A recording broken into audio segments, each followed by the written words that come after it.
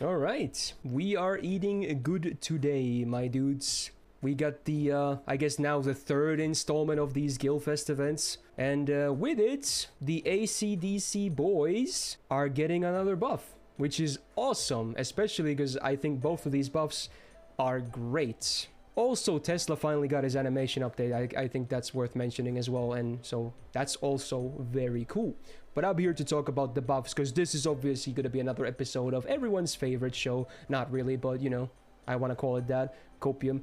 Buff breakdown. So yeah, we got two juicy buffs today to cover, and man, like I just said, both are very cool stuff. So we're just gonna go straight into it, right?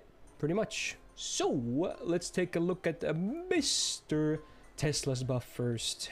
And now, if you witness this, this is actually the second time ever a skill has been buffed twice.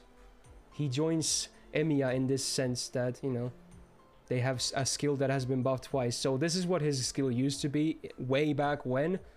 It was basically like his own version of Golden Rule with a shorter cooldown, right? Not terrible, but nothing crazy. Then they buffed it to be... They didn't really affect him much anymore, but they did give your party members a bit of the MP gain as well. But obviously this was still the same for himself personally. But today we see a very interesting buff, the second buff. So the MP gain rates and the cooldown remain intact, but now, for one turn, he increases his own debuff success rate by up to 40%. Now, why does this matter? Well, if you remember, after the buff to his MP, it has a 40% base chance of doing an AoE stun. With this, it is now a much better 80%.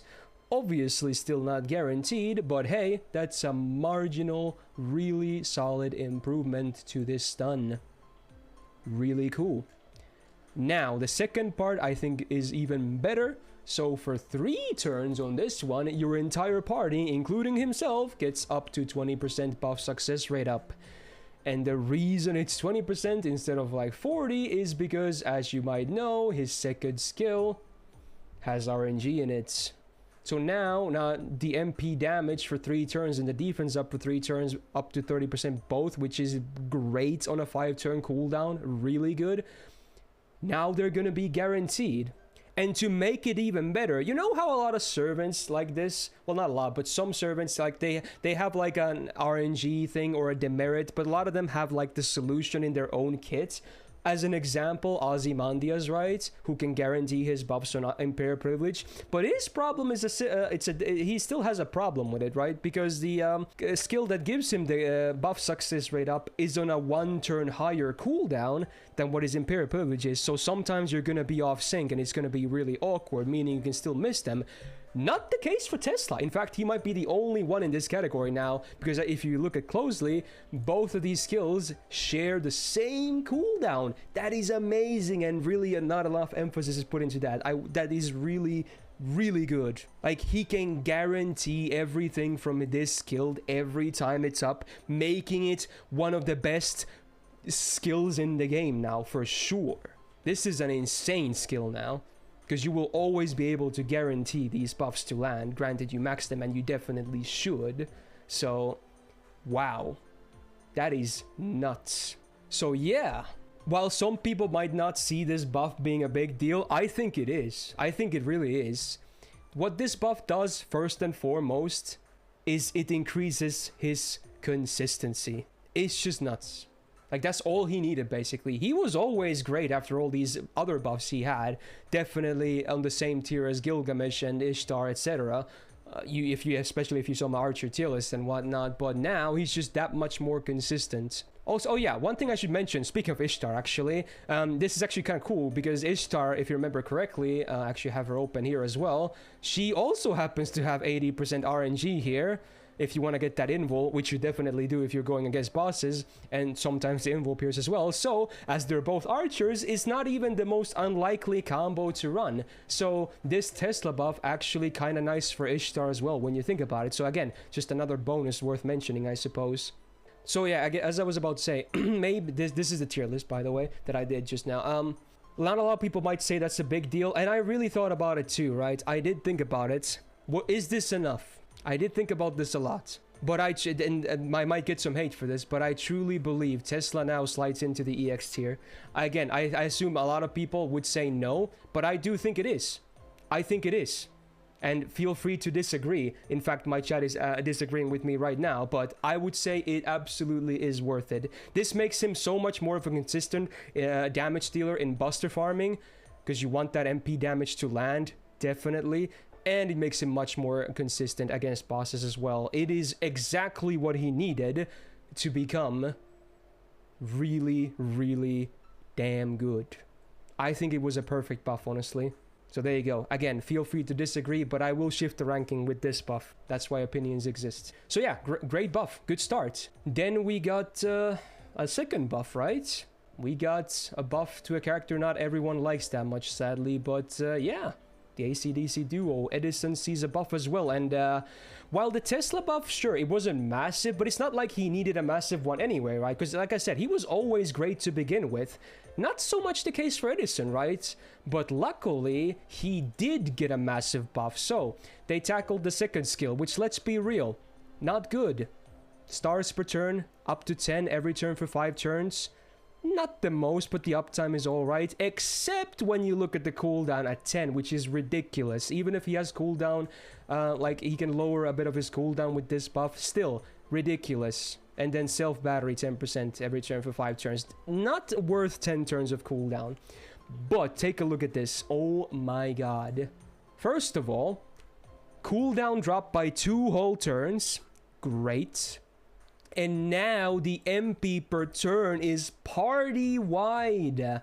Oh my god. And it's still 5 turns, so your entire party gets 10% battery every turn for 5 turns. With a good uptime, remember it's 5 turns on an 8-turn cooldown, and he can reduce his own cooldowns as well. In fact, this is even less of a... sometimes you can get 2 of these in one rotation, especially if you bring Tamamo, for instance, as well. Is ridiculous. And they added a new effect as well on top of the cooldown and this going better. So your party, again, another party-wide effect. MP damage up to 20% for 5 turns. Wow, this is just flat out a god tier skill. That is insane, especially if you bring proper supports with him. It went from being a very awkward and pretty weak, honestly, skill to an amazing skill now. This is a modern buff. Again, you love to see it, right? So good. Just imagine bringing him with like Tamamo and Castoria. It's like an endless train of MPs, and they synergize off each other so well as well, with the cooldown reductions and the overcharge buffs being really great for both Castoria and Tamamo as well. And it's just... now the kit makes so much more sense, doesn't it? This was so needed, dude. So needed. And yes, Raiketsu, indeed, with Tamamo, you can legit have 100% uptime of this skill. It's ridiculous. It's like all this to emphasize it even further, just this one middle effect of this skill, it's not even the whole skill, just this one effect is an entire MLB Prisma Cosmos for your entire team. And if your team is good enough, it's gonna be like that for the entire duration of a fight. How nuts is that? Just how nuts is that, right? It's ridiculous. Oh my god, one of the best buffs in the game for sure, in terms of skills. Absolutely. And obviously, I thought about this as well. And Edison was a pretty savage B on my caster tier list last time. And I think he truly deserves at least an A rank now. Honestly, this is still early to say, because this is day 1 of the buff. He could very well be like A+, if anything. But there hasn't been that much experimentation with different comps and whatnot so far. But I truly feel like he has a much better spot now. He seems real solid. Like, actually. He can do DPS. He can do supporting. He can do stalling now. Like, his role just became so much easier to do.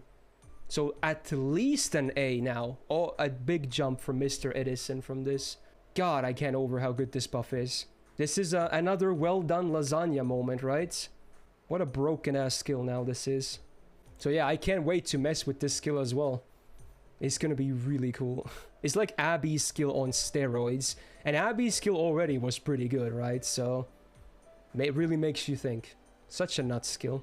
So there you go, Edison fans, even if there might not be that many of them, they're eating good today, dude. So there you go. That was another one of these buff breakdowns. Love both of the buffs. Again, people can feel free to disagree with me on the impact of them, that's fine. But I truly think both buffs were spot on. Exactly what they needed, both of them. So, good job, Lasagna. Let's keep this trend up. And if you enjoyed this video, if you're watching this later on YouTube, please do me a favor and press the thumbs up button. And obviously subscribe for more. I'm uploading videos every single week, and speaking of tier list, this week gonna be the good old Berserkers, so stay tuned, have a great rest of your day, and a peace out.